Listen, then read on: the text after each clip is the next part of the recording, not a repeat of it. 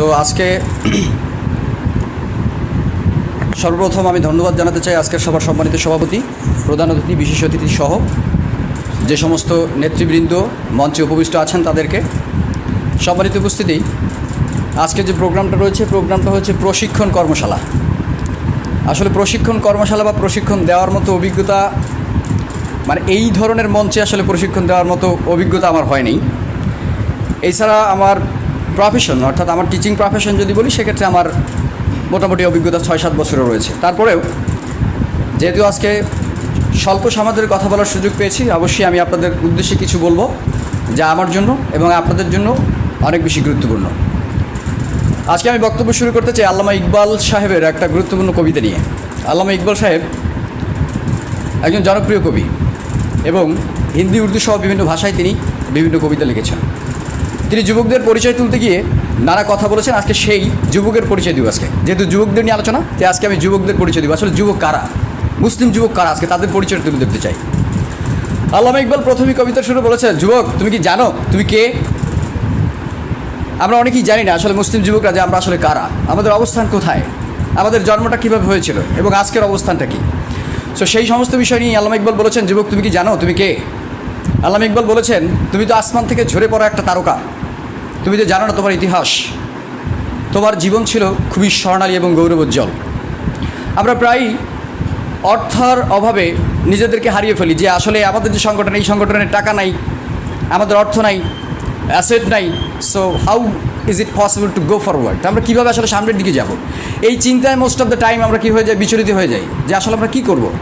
তখন আল্লামা ইকবাল বলেছেন, যুবক তুমি কি জানো তুমি এমন এক জাতির সংস্পর্শে বড় হয়েছে যে জাতির কাছে পারস্যের মুকুটটাও ছিল অর্থহীন, তুচ্ছ। সো যুবক তুমি কিসের ভয় পাও? তোমার তো ভয় পাওয়ার কোনো কারণ নেই, কারণ তোমার ইতিহাস, তোমাকে ঐতিহ্য, তোমাকে অনেক মর্যাদা দিয়েছে, যে মর্যাদার মাধ্যমেই তোমাকে সামনে এগিয়ে যেতে হবে। এরপর আল্লামা ইকবাল বলেছেন যে যুবক তুমি আজকে তুমি নিজেকে ভুলে গেছো, নিজেকে হারিয়ে ফেলেছো। তোমার সাথে তোমার পূর্বপুরুষের তুলনা হয় না, কারণ তোমার পূর্বপুরুষ ছিল তৎপর কিন্তু তুমি বাচাল, তোমার পূর্বপুরুষ ছিল কর্মঠ কিন্তু তুমি অলস, যে কারণেই আজকে তোমার এই অবস্থান। So if you want to change yourself, যদি তুমি তোমাকে নিজেকে পরিবর্তন করতে চাও, ইউ মাস্ট লুক ব্যাক, তোমাকে পিছনের দিকে তাকাতে হবে। What was the identity of hours? আমাদের আসলে আইডেন্টিটি কী ছিল? What was our life? আমাদের জীবনটা আসলে কেমন ছিল? So we have to go forward with that kind of life.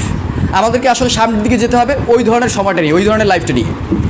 আর একটা কথা বলতে চাই, আমাদের মতো যখন ইয়াং জেনারেশন আপনাদের দলে আসে, তখন নানা কথা শুনতে হয়। আমি এখানে যোগ দেওয়ার পরে, অর্থাৎ যুব আন্দোলনের একজন কর্মী হিসেবে যখন যোগ দিয়েছি, এরপর থেকেই নানা ধরনের কথা শুনতে হয়। আপনাদের দলের ভেতরের লোক, দলের বাইরের লোক, বিভিন্নজন বিভিন্ন কথা বলে। সো আমি আপনাদেরকে রিকোয়েস্ট করব, if you try to nervous, make us nervous, আপনি যদি আমাকে নার্ভাস করে ফেলেন, so there's a chance to be stopped, হয়তো আমি থেমে যাব। But if you inspire me, কিন্তু যদি আপনি আমাকে ইন্সপায়ার করেন, there's a chance to go forward for a long time, for a long distance. আমি হয়তো অনেক দূরে চলে যাব। এবং আমি কি একা যাব? না, আমি তো একা যাব না, আমি আপনাদের সাথে নিয়েই যাব। আর একটা কথা কি জানেন, একা গেলে অনেক দ্রুত যাওয়া যায়, আপনি অনেক দ্রুত চলে যেতে পারবেন। বাট আপনি যদি অনেক দূরে যেতে চান, আপনি যদি আপনার লক্ষ্যে পৌঁছতে চান, তাহলে কাউকে সাথে নিয়ে যেতে হবে। এই কারণেই আমরা ইংলিশে একটা কথা বলি, if you want to go fast, just go alone. আপনি একা দ্রুত যেতে চান, একাই চলে যান। But if you want to reach your destination, then definitely you have to go with together. তাহলে আপনাকে কাউকে সাথে নিয়ে যেতে হবে। দিস ইজ আরেকটা ব্যাপার হচ্ছে, most of the time, most of the young generation they don't know the value of time. আমরা সময়ের মূল্যটা আসলে বুঝি না। সো সময়ের মূল্যটা আসলে কি? সময় এমন একটা জিনিস যে আপনাকে ভবিষ্যতে কোয়েশ্চেন করবে, আপনাকে প্রশ্ন করবে, ঠিক আছে না? আপনাকে প্রশ্ন করবে। So if you want to use your time very properly, on the time you will ask you a question and you're quite prepared to give the answer of that kind of questions. But if you don't use your time, on the time you will ask you a question but you never be able to give the answer. কিন্তু সেই দিন সময় যখন আপনাকে প্রশ্ন করবে, আপনি যদি সময়কে ভালোভাবে ইউজ না করেন, তাহলে আপনি সেই সময়ের জবাব দিতে পারবেন না। আর আপনি জবাব দিতে না পারলে ডেফিনেটলি ইউর ফেইলর, আপনি ব্যর্থ, definitely your failure. If I talk about myself, you know, when I was student of class 1, 2, 3, 4, 5, 6, 7, 8, 9 and 10, I hadn't a good result in English. আমার কোনোদিনই জীবনে ইংলিশে ভালো রেজাল্ট ছিল না। But after all, at the ending time of my profession, I make my self as an English teacher. আমি একজন English শিক্ষক হিসেবে নিজেকে প্রস্তুত করেছি। So how I have used my time very properly.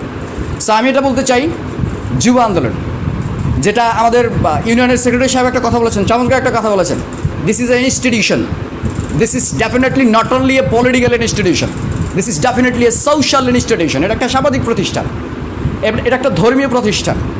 শুধুমাত্র আপনি রাজনীতির দিক থেকে বিচার করলে হবে না, আপনাকে বুঝতে হবে যে এখানে আসলে there is no chance to be benefited. এই পৃথিবীতে বেনিফিটেড হওয়ার জন্য এটা আসলে কোনো জায়গা না। But if you want to be benefited in the next life, পরবর্তী জীবনে যদি আপনি বেনিফিটেড হতে চান, তাহলেই কেবল আপনার এখানে আসা উচিত। এই কথাটা কিন্তু উনি চমৎকারভাবে ব্যাখ্যা দিয়েছেন। সো আমি বিশ্বাস করি এটাই। অ্যান্ড আপনারা যদি মনে করেন যে আমি মাসুদনা এখানে বেনিফিট নেওয়ার জন্য আসছি, no, not at all. I have not that kind of intention to come here. আমার এখানে আসার ওই ধরনের কোনো ইন্টেনশন নাই। বাট চরমনাই এটা আমার একটা লাভিং প্লেস। কোয়েশ্চেন করতে পারেন কেন এটা আমার ভালোবাসার জায়গা, কারণ এই মাদ্রাসায় আমি পড়াশোনা করেছি। I was the student of this institution. আমি এই মাদ্রাসার ছাত্র। So I have definitely a great love to this. এটার প্রতি আমার একটা চমৎকার ভালোবাসা আছে। সেই ভালোবাসার জায়গা থেকে when I became ground up, আমি যখন বুঝতে পেরেছি যে I have to do something for this, আবার কিছু করতে হবে, from that time I started my life here. আমি আমাকে এখানেই থেকে শুরু করেছি। আর সর্বোপরি আমি চমৎকার ধন্যবাদ দিতে চাই হাসান রুহানী সাহেবকে, যিনি আমার একদম ঘনিষ্ঠ একজন বন্ধু, যার ভালোবাসায়, যার অনুপ্রেরণায় আজকে আমি এই সংগঠনের একজন সদস্য। আপনারা আমার জন্য দোয়া করবেন, আমি আপনাদের জন্য দোয়া করি। আর আজকের সংগঠন এখানে থাকবে না। Just after 5 or 10 years this would be the biggest organisation in our country. আজ থেকে হয়তো 5-10 বছরের মধ্যে এই সংগঠনটা হবে বাংলাদেশের সবচেয়ে বড় সংগঠন। জাস্ট ওয়েট অ্যান্ড সি, অপেক্ষা করুন এবং দেখুন। সো কথা বাড়াবো না, কথা এখানেই শেষ করবো। So thank you very much, wish you all the best. দোয়া করবেন আমার জন্য, আর অবশ্যই আমি আপনাদের জন্য দোয়া করি। আর আমাদের পথ চলাতে তো একসাথেই, যেভাবে সারা পৃথিবীতে মুসলিমরা বিশ্ব জয় করছে অতীতে, আবার এখন বিশ্ব জয় করা শুরু হয়েছে, ঠিক একইভাবে আমরা আবার আমাদের বিশ্বটাকেও জয় করে নিব। সো আপনারা আমাদের জন্য দোয়া করবেন, আমি আপনাদের জন্য দোয়া করি। ধন্যবাদ। আসসালামু আলাইকুম রহমতুল্লাহ।